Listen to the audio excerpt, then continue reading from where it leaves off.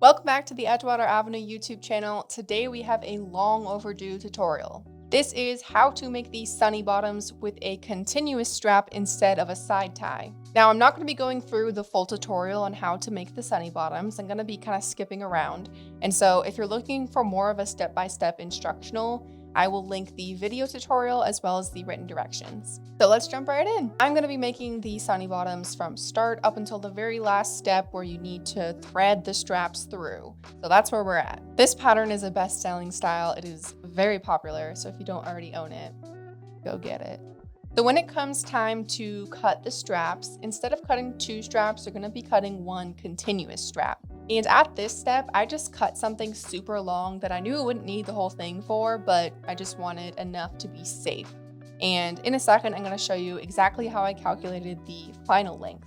Also relevant is for this strap right now, I'm just making a traditional swimwear strap. So I make it 1 1/4 inch wide and I add 1/4 inch elastic to it. I have seen people make this style without elastic and sometimes with a thicker strap. So if you do that, your calculations might be a little bit different just because of how much stretch is accounted for. So like I said, sped through, made the entire bottoms. Now I'm at the point where I need to finalize what my length is going to be. And I did update the Sunny Bottoms pattern to have standardized measurements for each size on what this length should be. If you already own the pattern, you can go back into your original download links. If you click those again, re-download the pattern, it will be updated and have all that for you. But just for fun, I will show you how I calculated it because this method, you can also do a custom measurement for yourself. So step 1, you're gonna take your waist measurement and your high hip measurement. So your waist is the smallest part of your waist and the high hip is like at the top of your hip bones. So it's not full like glutes. It doesn't take into account your butt. So that was the easiest part. Now I get to do some math, which I know a lot of people just love. Add your waist and hip measurements together and divide that by 2.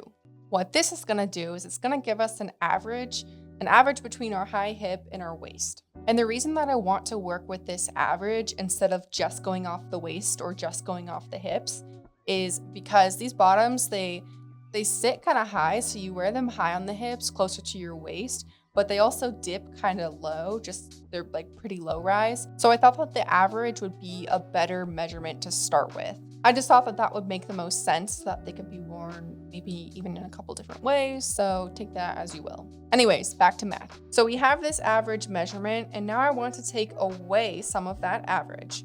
This way my strap is going to be stretched, which will actually hold it into place. Another term for this measurement that we're taking away is negative ease. So I decided that 12% negative ease would be comfortable. So that just means I decided that taking away 12% would be the most ideal so that it's not digging into your sides by being too tight, taking away too much, but it's also actually staying on and it's not so loose that anytime you jump into a pool, it's just gonna fall right off. That's why I came to 12%. And I think for this particular application, I am happy with that number. But again, if you want them to be tighter, you can take like 15% or something. Or if you want them looser, then you can go down from there.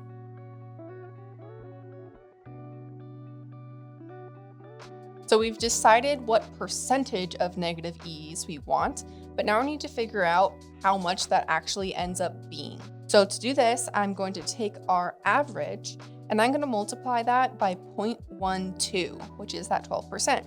Basically what I'm asking is, what is 12% of my measurement?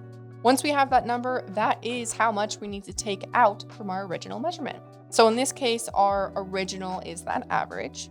So start with that average number again, and now you're going to subtract that negative ease.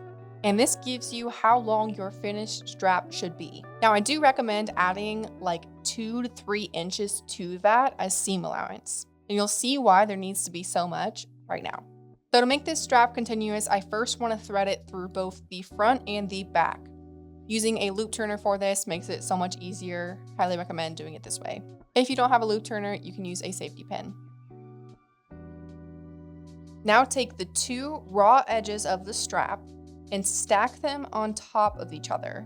You're going to sew this down to fully attach the strap. Now, if you remember, I did add that 2 inches of seam allowance, and right now I'm going to account for that by having my stack overlap by an inch. And when I go to sew, I'm going to use a straight stitch and I'm going to tack these 2 straps together. And this can be very, very tricky on a domestic, just standard sewing machine. And so I found that the best tip is stretching the strap as much as you can as you're sewing. That just gives you a little bit more control. I don't do this type of thing a lot, so if you guys have tips on how to do this better, please comment them because I need them. Another way of doing this, now that I think about it, is instead of sewing it like how I'm doing it, instead sew lengthwise. So do like a zigzag stitch and sew across that stack lengthwise. That way you're not working with such a like small, it's literally like a 1/4 inch that you're having to sew across multiple times. I don't know, just a thought. Do it how you want to do it. So just make sure to really tack on this stitch. The seam is going to be holding your bottoms together. If this one snaps, your customer will not be happy. You'll not be happy. So just make sure you do a good job at this step. It won't come apart. Like, you can yank it as hard as you want if you're really properly sewing it. Just don't skimp. Now the final step is hiding that ugly connection. And I'm going to do this by shifting that strap all the way through until that connection is hidden inside either the front or the back strap channel. So that's all for today. If you guys have any suggestions on other ways of how to do this or just tips and tricks, definitely comment them. I need them. I'd love to learn how. Also, if you'd like to see more modification videos like this one, where it's not a new pattern, it's not a brand new concept, it's just going off of one pattern and making subtle changes to it. Yeah, just let me know if you want to see that kind of thing. I got a lot of feedback that it is something you want to see, but I don't know if that's more for like TikTok or a longer form video like this. So comment or just send me a message and let me know. Bye!